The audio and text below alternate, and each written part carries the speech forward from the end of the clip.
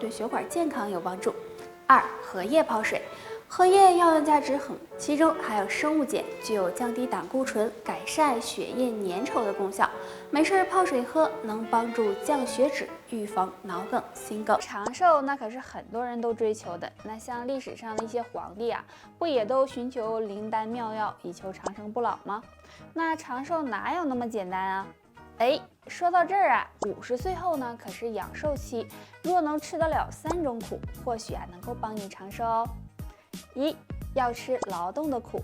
那人过50岁后呀，如果长时间的不动，身体呢就会生锈，加速衰老，所以多劳动劳动有益健康。2. 要吃早起的苦。那年纪大了呀，要养成早睡早起的好习惯，早上呢按时吃早餐，这样有助身体排毒和肠胃的健康，对长寿呢也有帮助。3. 要吃口味清淡的苦。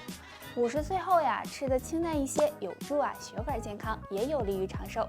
那上面的这些你能做到几点呢？做到1件也是好。都说呀，50知天命，50岁，确实是一个挺尴尬的年龄了。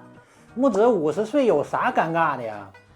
那你说这上有老下有小的，而且呀，这身体也处于一个快速衰老的阶段呀。那有啥要注意的呢？要说要注意的呀，那就是血管的健康了。如果不想让血管堵塞的话，3种食物就要少吃。腌制类的食物，比如腊肉、咸菜、火腿等，那这些食物都含有很高的盐分，吃多了呢会影响血液，不利于血管健康。蛋糕、饼干类食物，那这类食物中有很多的糖和黄油，反式脂肪酸的含量呢也很多。如果经常吃，容易增加血液粘稠度，使血管堵塞。最后，高脂肪食物，这类食物中含有较高的胆固醇和脂肪，那吃多了容易让血液变得粘稠，血管变拥堵，所以也要少吃。所以大家从现在做起，保养好自己的血管。大家都知道我们是离不开血液的，而血液呢又离不开血管，可见血管对我们的重要性。但是随着年龄的增长，血管会出现老化、硬化的情况，危害健康。那人过50岁后，如果不想血管堵塞，2类食物要尽量少吃。第一，含糖高的食物。生活中我们吃的蛋糕糖果冰激凌等，这些都含有很高的糖分，如果吃多了会影响人的代谢功能，增加血液粘稠度，导致血管堵塞。所以想要血管健康，要尽量少吃这类食物。第2，含盐分高的食物，比如腌菜、咸菜、腊肉等等。如果盐吃多了，不仅会引起血压升高，还会影响血液循环，加速血管老化和硬化，对血管健康不利，所以也要少吃才行。话说人老腿先衰，随着年龄的增长，腿部肌肉力量减退，骨骼钙质流失，就会有腿脚不灵活、膝盖疼痛的情况出现。那今天教大家一个小动作，可以帮助保养膝盖。这个动作就是跪坐。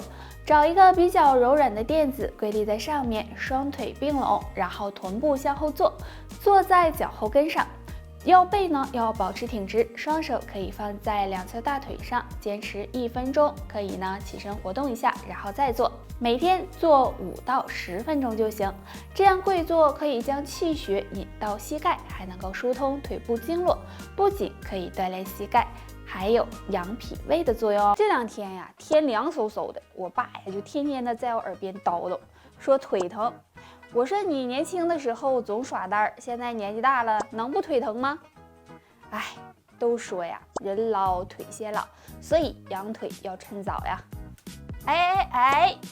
看这里，今天就教大家一个养腿护腿的小动作。找一个大一点的地方站直了，然后把右腿向上踢，使足自己吃奶的劲儿，最好踢到和心脏一样高，或者超过心脏也行。左右腿轮流的踢，每次踢2到3分钟就行。这样踢腿可以加快下肢血液循环，疏通血脉，预防腿部肌肉萎缩，对改善缓解膝关节疼痛有很好的效果哦。那到老了，你是想健步如飞呢，还是疼痛难忍呢？赶紧坚持练一练吧。说了炎热的3伏天，入秋后是养生的黄金期，这时如果能调养好身体，秋冬也能少生病，不妨常喝一粥赤小豆百合粥。制作的时候，先将赤小豆泡好，然后将大米和百合洗干净，把赤小豆放在锅里，加入适量的水，用大火烧开，然后再用小火煮烂。这时将大米放入，煮熟之后再放百合，煮2分钟左右就可以了。赤小豆百合粥有很好的清利湿热、养阴润肺的功效，入秋后多吃点，对身体健康有帮助。除了多喝一粥外，还可以多吃2果。第一种梨，梨的味道很好，香脆多汁，鲜甜可口。入秋后天气比较干燥，多吃一些梨有清心润肺、止咳平喘的功效，能帮助养护肺部健康。第二种葡萄，葡萄不仅好吃，而且营养丰富。经常吃葡萄有很好的生津消食、缓解疲劳、补血益气的作用，也非常适合秋天吃，对身体有很大好处。入秋后昼夜温差比较大，所以大家要注意保暖，以免感冒。还有要多注意睡眠，早睡早起，适当的运动有利于身体的健康。总是睡不着觉，梦多，或者呢一到凌晨就醒了，不知道问题出在哪儿了。其实可能是肝火旺了。那今天教大家一个动作，可以帮助疏肝经、降肝火，对改善失眠有帮助。大家可以躺在床上，全身放松，双腿自然伸展，2手放在身体两边，然后将左腿慢慢的抬起来，直到与地面垂直。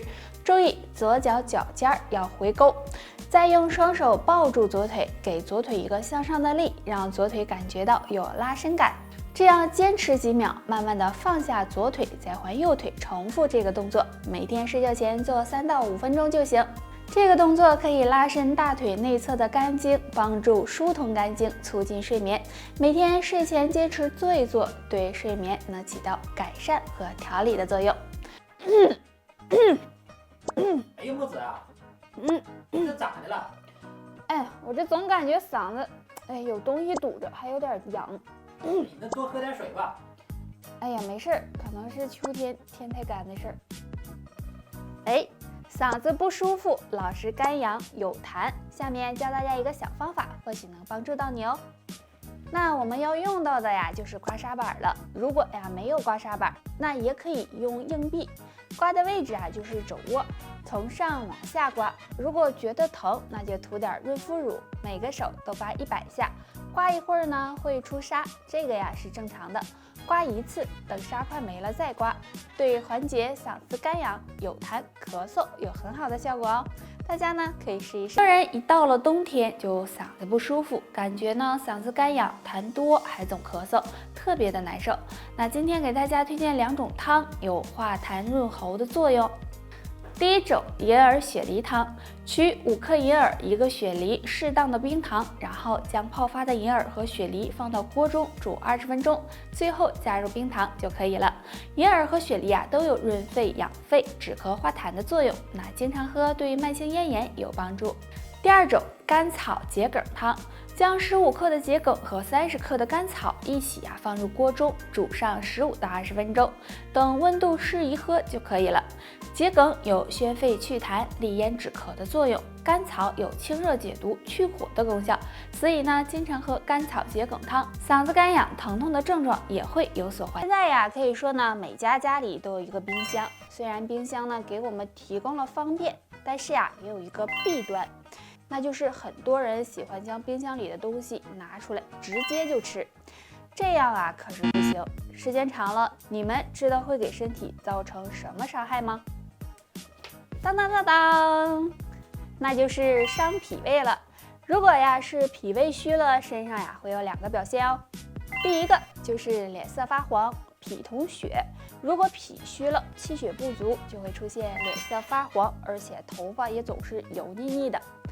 第二个就是舌苔厚腻，大家可以伸出舌头看一下，如果舌头旁边有明显的齿痕，那可能就是脾虚了。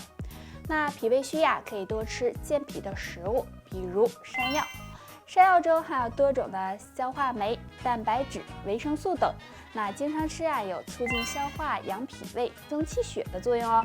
山药呢还可以和红枣一起搭配，效果会更好哦。得了，今天就唠到这儿吧。大家如果还有什么问题，可以给木子留言哦。下期见，拜拜。